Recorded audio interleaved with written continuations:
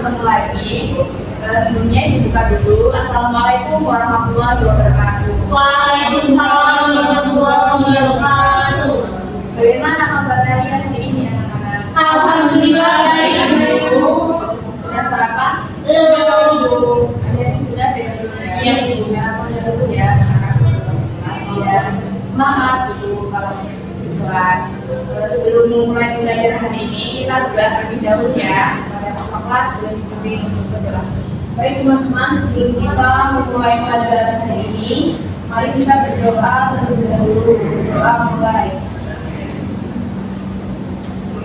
Doa selesai. Risalah.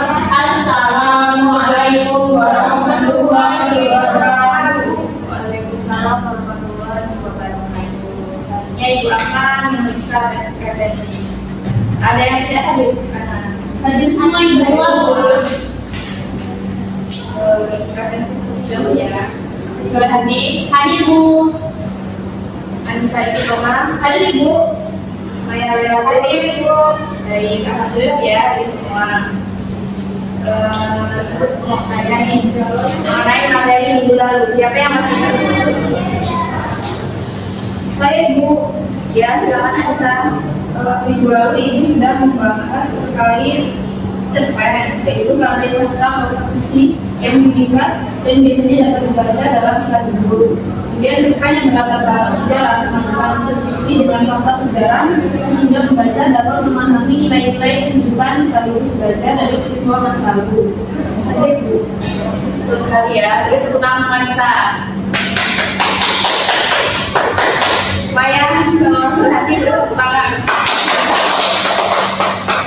Jadi minggu lalu kita sudah mempelajari mengenai teks cerpen yang berlatar belakang peristiwa sejarah. Cerpen itu berisi mengenai cerita yang singkat, berisi tidak lebih dari 10 ribu kata, dan teks sejarah itu menceritakan mengenai cerita masa lalu. Nah, untuk pertemuan hari ini kita akan mempelajari mengenai materi membaca teks laporan. Sebelumnya anak-anak sudah pernah belum membaca laporan? Sudah Ibu. Teks laporan biasanya tentang apa? Tentang pengamatan atau penelitian atau apa? Penelitian Ibu. Laporan penelitian. Bacanya di mana? Jurnal. Iya benar. Di internet gitu ya. Iya, Pak. Atau stick. Ya betul. Jadi dalam pembelajaran bahasa Indonesia itu tidak hanya belajar mengenai teks sastra ataupun teks non sastra, kita juga harus mempelajari mengenai suatu laporan untuk memahami pendalaman materi, yaitu salah satunya membaca laporan ini ya dalam bahasa Indonesia. Kita lanjut. Nah, anak-anak ada yang tahu tidak apa itu teks laporan? Tidak bisa memberikan informasi Bu. Nah, itu ya. Jadi teks laporan adalah jenis teks yang berfungsi untuk menyampaikan informasi dari hasil pengamatan ataupun hasil penelitian secara objektif dan sistematis. Teks ini biasanya melaporkan mengenai kegiatan tertentu atau pengamatan tertentu. Kita lanjut. Lalu ada jenis-jenis teks laporan. Nah, teks laporan ini memiliki beberapa jenis anak-anak, yaitu yang pertama laporan pengamatan. Laporan pengamatan ini biasa kita sebut dengan laporan hasil observasi yang kita sudah mempelajari di kelas 10 yang lalu. Sudah kan ya? Teks ini itu berisi mengenai hasil suatu pengamatan mengenai objek atau fenomena tertentu. Lalu yang kedua ada laporan penelitian. Laporan penelitian ini berisi mengenai hasil laporan penelitian dari suatu ilmiah. Lalu yang ketiga laporan praktikum. Nah, laporan praktikum ini berisi mengenai suatu hasil dari praktikum atau eksperimen yang telah dilakukan seseorang. Dan yang terakhir ini ada laporan kegiatan. Laporan kegiatan itu berisi mengenai rangkuman ataupun hasil dari suatu kegiatan.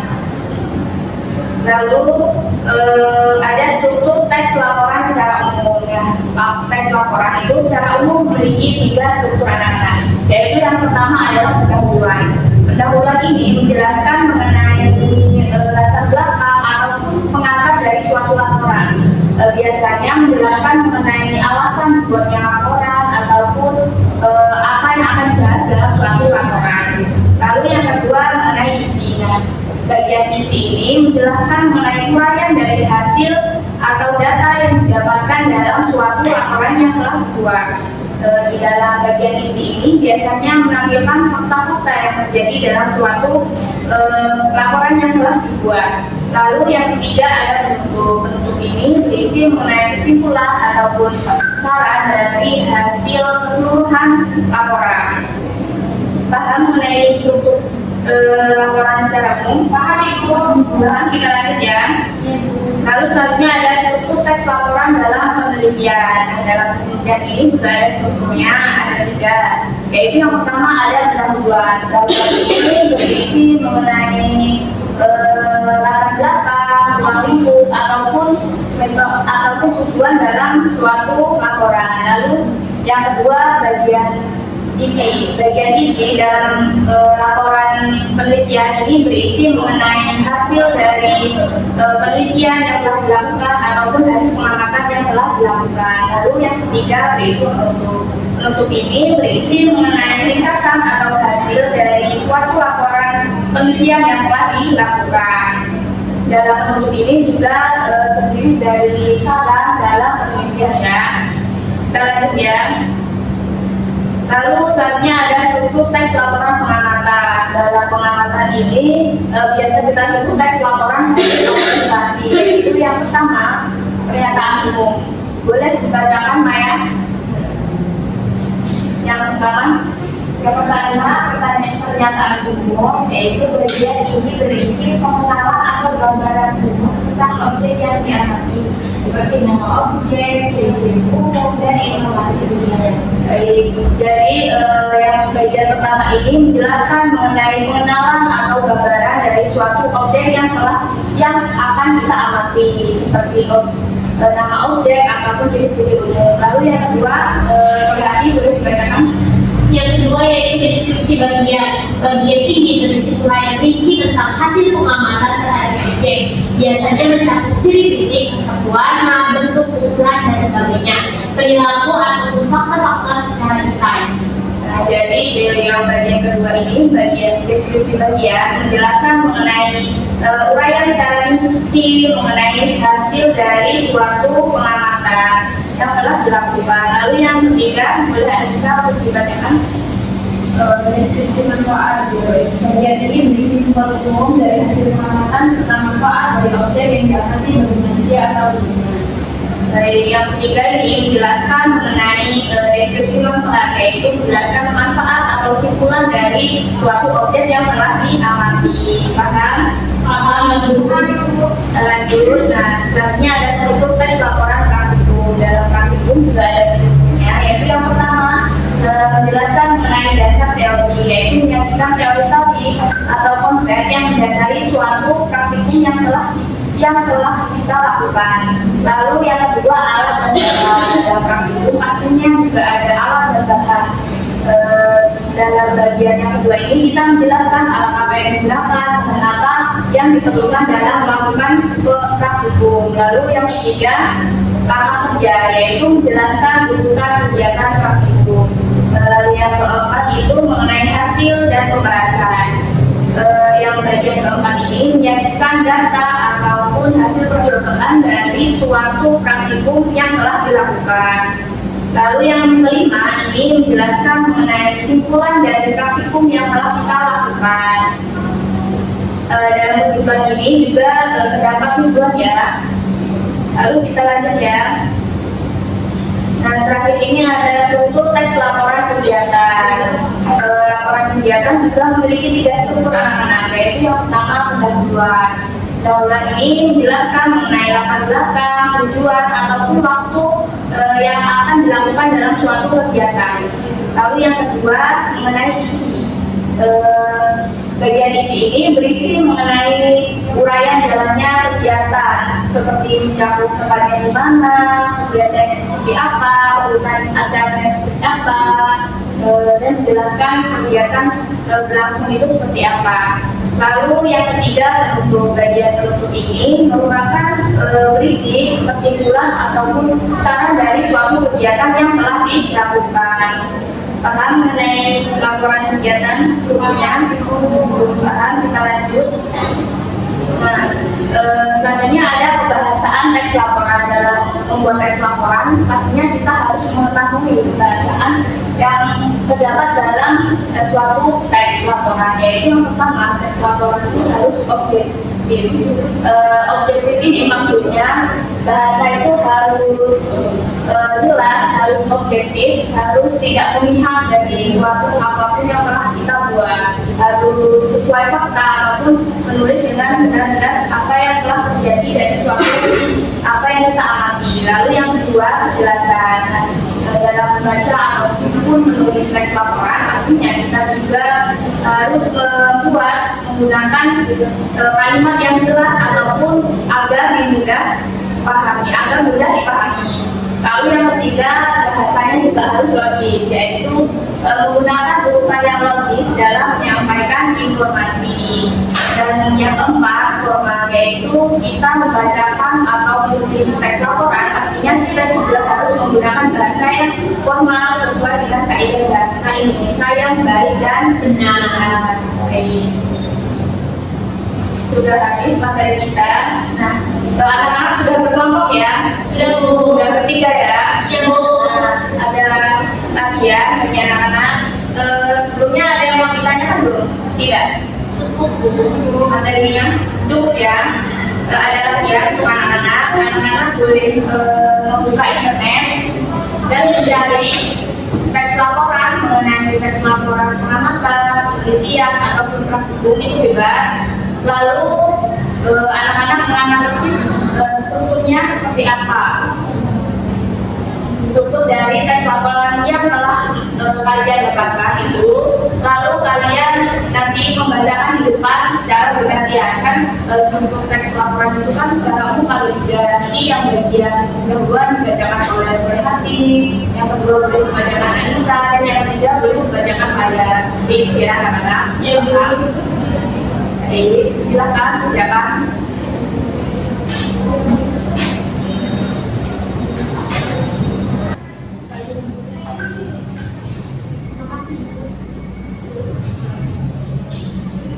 Sudah kamu belum?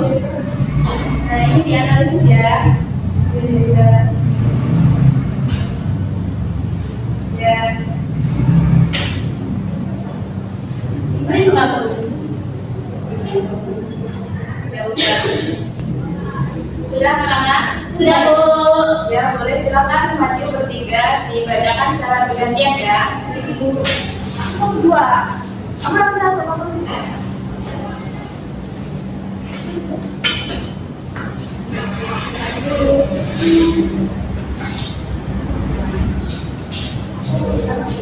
Teksnya tentang apa anak-anak? Teks laporan tentang nasi liwet tentang laporan pengamatan atau penelitian pengamatan yang boleh dibacakan.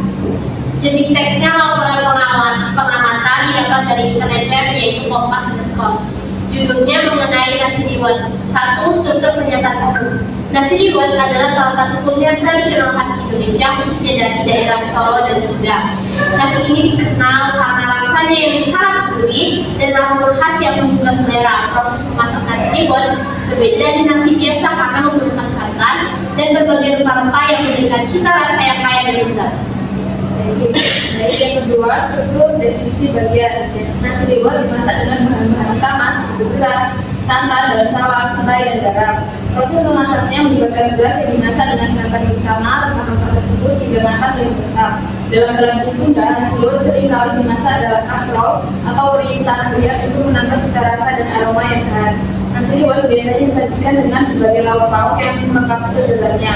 Lauk pauk yang umum disajikan bersama nasi liwet antara lain ayam goreng, ikan asin, tahu, tempe, dan lalapan. Di Solo, nasi liwet seringkali disajikan dengan tambahan sayur labu siam, telur pindang, dan sambal goreng hati. Sementara itu, di Sunda, nasi liwet biasanya disantap bersama ikan teri dan sambal terasi. Selanjutnya itu struktur deskripsi manfaat. Hasil riwet memiliki nilai budaya yang penting dalam masyarakat Jawa dan Sunda. Di Solo, hasil riwet sering digunakan dalam acara-acara khusus seperti kenduri, selamatan, dan berbagai perayaan keluarga. Tradisi memasak dan menyajikan hasil riwet menjadi simbol kebersamaan dan rasa syukur. Di Sunda, hasil riwet biasanya dinikmati bersama-sama dalam tradisi gondang atau makan bersama di alam terbuka yang menguatkan ikatan keluarga dan kebersamaan. Selanjutnya itu, selain nilai budaya, hasil riwet juga memiliki nilai ekonomi bagi masyarakat. Banyak warung makan dan restoran yang menjadikan hasil riwet sebagai menu andalan, menarik banyak pengunjung dan wisatawan. Hasil riwet yang dijual di pasar-pasar tradisional juga menjadi sumber penghasilan bagi para pedagang. Terima kasih dari kami. Assalamualaikum warahmatullahi wabarakatuh. Baik, terima kasih anak-anak. Jadi anak-anak sudah mengerti, paham mengenai materi yang telah dijelaskan dan sudah mengerti bagaimana menganalisis dan membacakan teks laporan yang telah kalian dapatkan. Nah, untuk materi tadi, apakah ada yang mau ditanyakan? Atau cukup? Jika cukup, untuk materi hari ini siapa yang ingin merefleksikan? Boleh anak-anak. Saya dulu, ya silakan. Baik, jadi teks laporan itu adalah teks yang digunakan untuk menyampaikan informasi secara objektif dan sistematis. Kemudian teks ini memiliki beberapa jenis sesuai kebutuhan tulisannya seperti laporan pertanyaan, penelitian, praktikum, dan kegiatan. Kemudian struktur teks laporan umumnya terdiri atas pendahuluan, isi, dan bentuk dengan penjelasan detail pada setiap jenis laporan. Selain itu, bahasa yang digunakan harus objektif, jelas, logis, dan formal agar informasi dapat dipahami dengan mudah. Seperti itu. Ya, terima kasih yang disampaikan teman-teman. Kita sudah mempelajari mengenai teks laporan. Teks laporan itu berfungsi untuk menyampaikan suatu informasi secara logis dan sistematis. Ada beberapa jenis teks laporan, yaitu teks laporan pengamatan, penelitian, praktikum, dan juga teks laporan kegiatan. Baik anak-anak, kita cukup untuk minggu depan kita akan pelajari mengenai bagaimana pertanyaan yang efektif. Jadi anak-anak, ibu harap pelajarinya di rumah, belajar di rumah mengenai materi tersebut. Ketika di kelas sudah siap mengenai materi yang akan dipelajari. Baik, sebelum untuk pembelajaran hari ini, boleh berdoa terlebih dahulu pada ketua kelas, boleh dipimpin dulu. Baik teman-teman, sebelum kita mengakhiri pembelajaran hari ini, mari kita berdoa secara masing-masing. Doa kembali. Berdoa selesai. Beri salam. Assalamualaikum warahmatullahi wabarakatuh. Waalaikumsalam warahmatullahi wabarakatuh. Terima kasih anak-anak semua sudah aktif partisipasi dan sudah menyimak ibu dengan baik. Semoga materi hari ini kita bermanfaat bagi kita semua. Amin. Ibu akhiri kembali. Assalamualaikum warahmatullahi wabarakatuh. Waalaikumsalam warahmatullahi wabarakatuh. Terima kasih.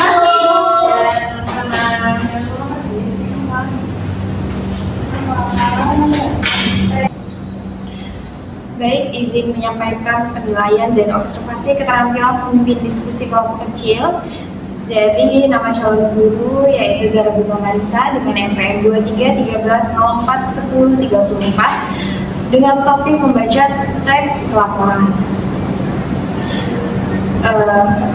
Yang pertama yaitu keterampilan yang diamati. Yang pertama itu memusatkan perhatian, merumuskan tujuan dengan jelas di awal kegiatan, juga menyampaikan dan merumuskan kembali masalah dengan bahasa yang mudah dipahami, juga menandai poin-poin penting dari urutan siswa, dan membuat rangkuman terhadap setiap sesi. Selanjutnya itu calon guru sudah memperjelas masalah atau urutan pendapat, yaitu dengan memparafrase pendapat siswa dengan akurat, mampu merangkum ide siswa dengan tepat dan menggali lebih dalam alasan siswa dan menguraikan penjelasan dengan contoh nyata. Selanjutnya itu calon guru juga menganalisis pandangan siswa dengan menandai kesamaan dan perbedaan pendapat siswa, juga menelusuri alasan dibalik pandangan yang berbeda. Selanjutnya yaitu meningkatkan urutan siswa. Calon guru mengajukan pertanyaan pemantik, menggunakan contoh aktual, mengaitkan isu dengan hal yang sedang hangat, dan memberikan waktu berpikir sebelum menjawab, juga memberi dukungan positif. Selanjutnya yaitu menyebarkan kesempatan berpartisipasi. Meneliti pandangan tiap anggota, mencegah dominasi pembicaraan tertentu, dan juga mengarahkan agar semua berpartisipasi. Selanjutnya itu calon guru meninjau kembali pandangan kelompok dan memberi gambaran langkah selanjutnya, juga menilai hasil diskusi secara umum. Selanjutnya yaitu keterampilan memimpin diskusi kelompok secara panduan pengajar, bagian respon siswa.